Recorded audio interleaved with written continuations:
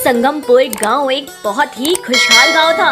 इसी गांव में कृष्ण अपनी बीवी अनुराधा, बेटी माया और बेटे रुद्र के साथ रहा करता था। कृष्ण का खेती बाड़ी का काम था, जिससे वह अपने घर का खर्च बहुत ही अच्छे से चलाया करता था। ऐसे ही एक दिन अनुराधा चूल्हे पर रोटी बना रही होती है। माया और रुद्र चूल्हे के पास ही जमीन पर थाली लेकर बैठे होते हैं। अनुराधा बारी बारी दोनों को खाना परोसती है।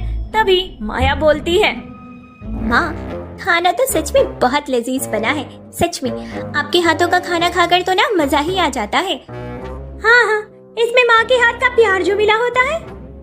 माँ, आपको पता है कल शाम को गांव में क्या हुआ? नहीं, मुझे नहीं पता। रुद्र तो फिर से वही बात लेकर बैठ गया। अरे रुक ना, माँ को तो बताने दे। रुद्र बोल, क्या हुआ है? माँ, आपको पता है ना जंगल के बीच जो रहस्यमय गुफा है, जिसके बारे में सब लोग तरह तरह की बातें करते हैं। कल कुछ दूर दराज के लोग उस गुफा का निरीक्षण करने आए थे। उसमें से कुछ लोग अंदर चले तो गए, लेकिन लौटकर बाहर नहीं आए। जब उनके साथ आए बाकी के लोगों ने अंदर जाकर देखा तो अंदर उन लोगों का कोई नामो निशान तक नहीं मिला। इसके बाद सभी लोग घबराकर वापस चले गए।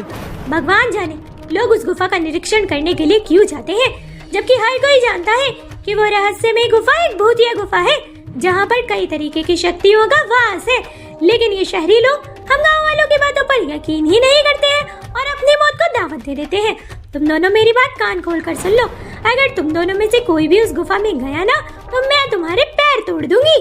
अपनी माँ की बात सुनकर दोनों भाई बहन चुपचाप खाना खाने लगते हैं। दिन गुजरते जाते हैं और आए दिन गुफा के बारे में कोई ना कोई बात गांव वालों को सुनने को मिलती ही रहती है, जिसके चलते रहस्य में गुफा का खौफ अब गांव वालों के दिल में और भी ज्यादा बढ़ चुका था। लेकिन इन सभी के बीच यह सारी बातें सुनकर रुद्र के दिल में गुफा के अंदर जाने की इच्छा पैदा हो जाती है।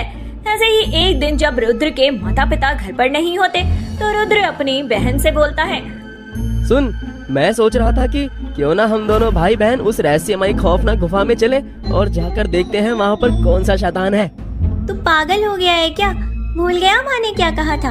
माँ को पता चल गया ना तो मार मार के गाल लाल कर देंगी। तो जानता है ना वो गुफा कितनी खतरनाक है, और तू वहाँ जाने की बात कर रहा है। माया, एक बात तो सच है, आज तक हमने सिर्फ सुना ही है कि उस गुफा में ऐसा हो गया, गुफा में वैसा हो गया, लेकिन हम में से किसी ने देखा तो नहीं है ना। देख, मेरा तो बहुत मन कर रहा है कि कम से कम एक बार तो उस गुफा में जाकर देखूं कि आखिर चल क्या रहा है। अपने ख्याल को ना अपने तक ही रख ले, वरना माँ बाबा को बताकर तेरी अच्छे से धुलाई करवा दूंगी। समझ आ गया ना? आया बड़ा गुफा में जाने वाला 30 मार खा।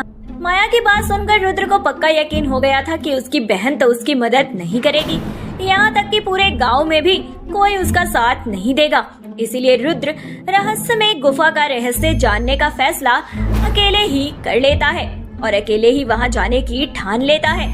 ऐसे एक दिन जब कृष्ण और अनुराधा अपने किसी रिश्तेदार के यहाँ गए होते हैं, तभी मौका पाकर रुद्र गुफा की ओर निकल जाता है और जंगल के रास्ते से होता हुआ गुफा तक पहुँच जाता है।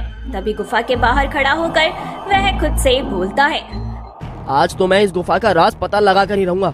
मैं भी देखना चाहता हूँ कि आखिर इसमें कौन सा शैतान है, कौन है जो जंगल के लोगों को कच्चा चबा जाता है और उसके बाद उन लोगों का कुछ पता भी नहीं चलता। जब तक मुझे इस गुफा के रहस्य का पता नहीं चल जाता, मैं इस गुफा से बाहर नहीं आऊंगा, फिर चाहे कुछ भी हो जाए। पक्के इरादे के साथ रुद्र गुफा के अंदर दाखिल हो जाता है। गुफा के अंदर पहुंचते ही उसे एक अजीब सी ठंडक महसूस होती है, जबकि बाहर का मौसम तो बेहद गर्म था।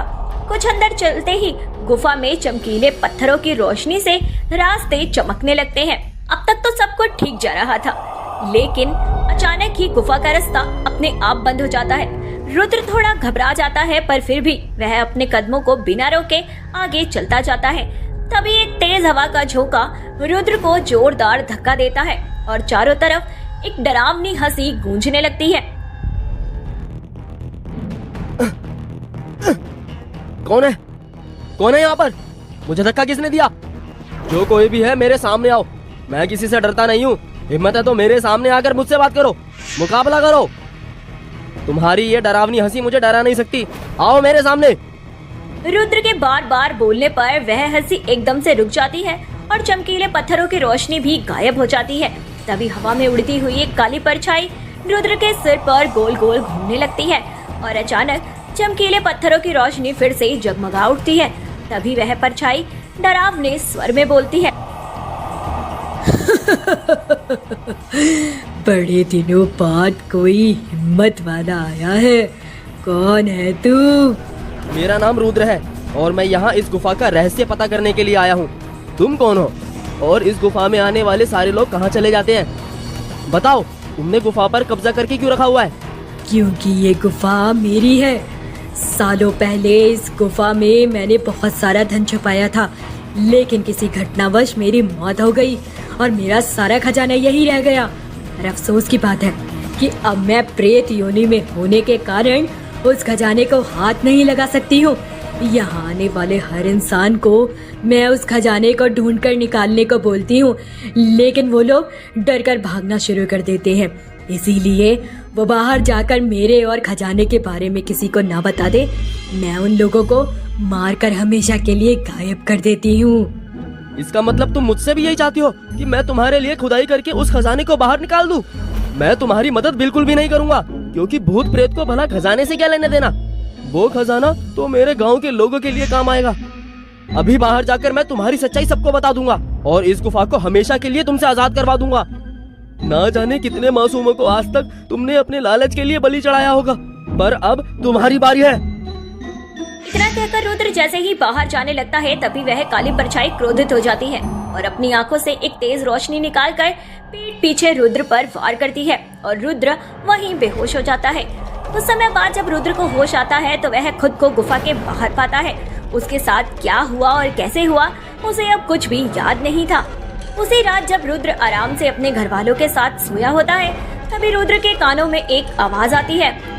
आओ रुद्र, अपना काम पूरा करो। आओ रुद्र, आओ।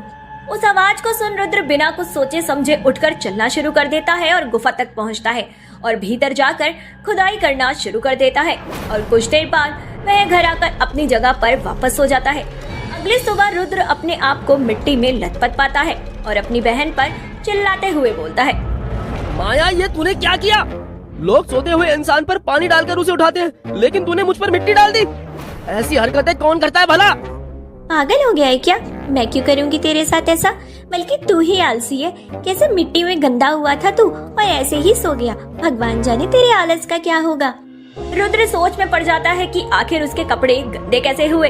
दिन गुजरते जाते हैं और हर सुबह रुद्र के साथ ऐसा ही होता, लेकिन उसे कुछ समझ नहीं आ रहा था कि आखिर ऐसा हो क्यों रहा है। घर वालों को भी कुछ समझ नहीं आ रहा था। उन सबको यही लग रहा था कि रुद्र ये सब जानबूझकर कर रहा है। अब दिन हो या रात, सुबह हो या शाम, रुद्र को जिस वक्त गुफा से आवाज आती वह चुपचाप उठकर खुदाई करने चल देता। ऐसे ही एक रात जब रुद्र गुफा की आवाज सुन खुदाई के लिए जा रहा होता है, तभी अनुराधा की आंख खुल जाती है और वह अपने बेटे को जाते हुए देख लेती है और उसका पीछा करने लगती है। रुद्र के साथ साथ अनुराधा भी गुफा तक पहुंच जाती है। रुद्र गुफा के अंदर जाता है और दरवाजा बंद हो जाता है। तभी अनुराधा बोलती है। हे भगवान, मेरा बच्चा इस गुफा में चला गया। वो इस गुफा के कैद में है या फिर वश में है, कुछ समझ नहीं आ रहा है। और अगर मेरा बेटा हर रोज इस गुफा के अंदर जाता है तो आखिर अंदर उसके साथ हो क्या रहा है? इस सारी बातों का जवाब तो मुझे सिर्फ रुद्र ही दे सकता है। मुझे उसके घर आने का इंतजार करना होगा। अनुराधा वहाँ से चली जाती है। कुछ देर बाद मिट्टी में गंदा हुआ रुद्र अपनी जगह पर आकर सो जाता है। अगली सुबह जब वह उठता है तो उसे कुछ याद नहीं होता है। अनुराधा जैसे ही अपने बेटे से पूछताछ करती है, तभी रुद्र बोलता है। माँ, मैं कभी उस गुफा में गया ही नहीं, तो आप ऐसी बातें क्यों कर रही हो? भला मैं वहाँ क्यों जाऊँगा जब आपने साफ साफ मना कर रखा है? इसका मतलब ये उस गुफा का काला जादू मेरे बेटे पर चल गया है। इससे पहले कि बहुत देर हो जाए, मुझे जल्दी कुछ करना होगा। किसी अच्छे बाबा को बुलाना होगा ताकि वो मेरे रुद्र का इलाज कर सके। अनुराधा कुछ नहीं कहती और चुपचाप चली जाती है, जिसके बाद वह अपने किसी जानकार की मदद से एक बहुत ही अच्छे और बड़े ओझा को अपने घर पर बुलाती है और रुद्र के साथ हुई सारी घटना बताती है। वह ओझा रुद्र को अपने पास बुलाते हैं और उसके सिर पर हाथ रख कुछ मंत्रों का जाप करते हुए बोलते हैं। तुम्हारे बेटे पर वशीकरण हुआ है। उस काली शक्ति ने तुम्हारे बेटे को अपने वश में कर रखा है। इसलिए जब भी वो काली शक्ति तुम्हारे बेटे को पुकारती है तो तुम्हारा बेटा बिना कुछ सोचे समझे उसी जगह पर चला जाता है और फिर वापस से आकर अपनी जगह पर सो जाता है। पर मेरे बेटे पर उस काली शक्ति का वशीकरण हुआ कैसे बाबा जी? अनुराधा की बात सुनकर ओझा रुद्र के सिर को अपने दोनों हाथों के बीच में पकड़ते हैं और कुछ मंत्रों का जाप कर रुद्र के चेहरे पर फूंक मारते हैं, जिसके बाद रुद्र को उस दिन की हुई सारी घटना याद आ जाती है कि किस तरह से वह गुफा के अंदर गया था और उसने काली परछाई से बात भी करी थी। जिसके बाद रुद्र सभी को उस घटना के बारे में बताता है। तभी वह ओझा बोलते हैं, मैं तुम्हें उस काली परछाई के वशीकरण से मुक्त कर देता हूँ, लेकिन सबसे बड़ा मुद्दा ये है कि हमें उस काली शक्ति को हमेशा के लिए उसे गुफा में भगाना होगा, ताकि फिर कभी वो अपने फायदे के लिए किसी को नुकसान ना पहुंचा सके। जब मैं जैसा जैसा करता हूँ, आप सभी ठीक वैसा वैसा ही करते जाना। रुद्र पर किए वशीकरण को उतारने के लिए ओझा एक झाड़ फूंक वाला माहौल बनाते हैं और तंत्र मंत्र और अपने मंत्र और विद्या के ज्ञान से रुद्र पर हुआ वशीकरण उतार देते हैं। जिसके बाद सभी लोग मिलकर रहस्य में गुफा में जाते हैं और अंदर दाखिल हो जाते हैं। तभी ओझा अपने हाथों में लिए कमंडल से गंगा जल लेकर कुछ मंत्र का उच्चारण कर गंगा जल छिड़कते हैं और काली परछाई तड़पती हुई सभी के सामने प्रकट हो जाती है। बोल, तू इस बच्चे पर वशीकरण करके इससे अपनी गुफा में खुदाई क्यों करवा रही है? क्यों तू उस खजाने को हासिल करना चाहती है, जबकि वो खजाना तेरे किसी काम का भी नहीं है? फिर क्यों तू ऐसा कर रही है? नहीं बताऊंगी। खजाना, मुझे वो खजाने का बक्सा चाहिए। नहीं बताएगी? रुक जा। इतना कहकर ओझा फिर से अपने हाथों में गंगा जल लेकर मंत्र जाप करते हैं और काली परछाई पर छिड़क देते हैं। काली परछाई बुरे तरीके से जलती हुई तड़प कर बोलती है, वो खजाना नहीं है, बल्कि मेरे अमर होने का राज है, जो मेरे बड़े भाई ने इस गुफा में दफन कर दिया था। मुझे हमेशा से ही काला जादू करने की आदत थी। तंत्र मंत्र की शक्तियों से मैं खुद को अमर बनाना चाहती थी, लेकिन जब मेरे पिताजी को इस बारे में पता चला तो उन्होंने मुझे बेदखल कर दिया। अपनी इस तमन्ना को पूरा करने के लिए मैंने कई इंसानों और जानवरों की बलि दी थी। उस बक्से के अंदर मेरा सारा काला जादू करने का सामान है।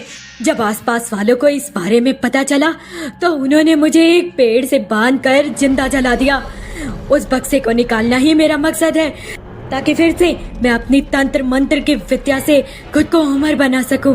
लेकिन उस बक्से को सिर्फ एक भले दिल वाला और हिम्मत वाला इंसान ही खोल सकता था, क्योंकि उस बक्से को अभिमंत्रित धागों से बंद किया हुआ था।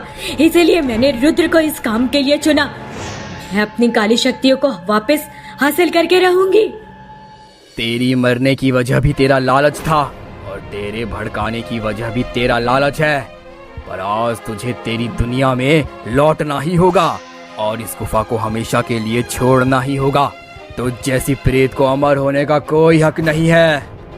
इतना कहकर ओझा मंत्र उच्चारण फिर से शुरू करते हैं और आखिरकार उस परछाई को उसकी दुनिया में पहुंचा देते हैं। जिसके बाद वह गुफा का शुद्धिकरण करते हैं और बाकी की खुदाई करके उस बक्से को बाहर निकाला जाता है और काले जादू का सारा सामान नष्ट कर दिया जाता है। और इस तरह रहस्य में गुफा का सारा रहस्य सुलझ जाता है और सभी के सामने आ जाता है।